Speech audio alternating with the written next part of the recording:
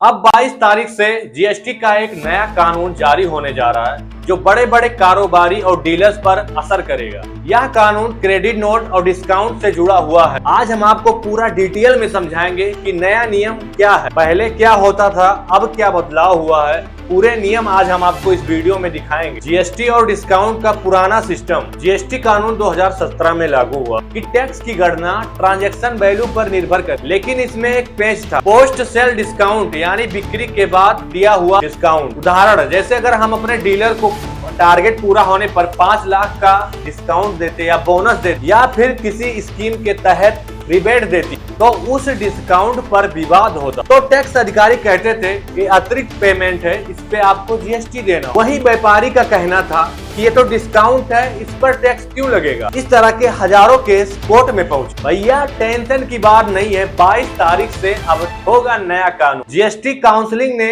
अब साफ कर दिया, अगर बिक्री के बाद डिस्काउंट दिया जाता है तो उसे भी क्रेडिट नोट में आप दिखा सकते हैं। व्यापारी उस डिस्काउंट की राशि घटा अपनी जीएसटी देनदारी कम कर सकेगा। अब इनवॉइस में पहले से लिखना जरूरी नहीं, आगे आपको डिस्काउंट मिलेगा। इसका मतलब यह है कि पोस्ट सेल डिस्काउंट पर अब कोई विवाद नहीं होगा। अब सवाल यह है कि इसका डीलर पर क्या असर पड़े। अगर डीलर को डिस्काउंट मिला है तो उसको उतने हिस्से का इनपुट टैक्स क्रेडिट यानी आईटीसी वापस करना होगा। मतलब उसने जो पहले टैक्स क्लेम कर लिया था वो उतना हिस्सा सरकार को लौटाए, इससे उसका सिस्टम बैलेंस रहे। विक्रेता का टैक्स घटेगा तो खरीदार का भी आईटीसी भी उतना कम हो जाएगा। इस बदलाव से कई फायदे होंगे। पहला, टैक्स विवाद कम होंगे। दूसरा, व्यापारियों को राहत मिलेगी। तीसरा, डिस्काउंट स्कीम भी अब और आसान होगी। चौथा, कारोबारी बेहिचक अपने डीलर को इंसेंटिव दे पाएंगे। पांचवा, सरकार को भी क्लियर रिकॉर्ड मिलेगा। कुल मिलाकर 22 तारीख से लागू होने वाला ये कानून कारोबारियों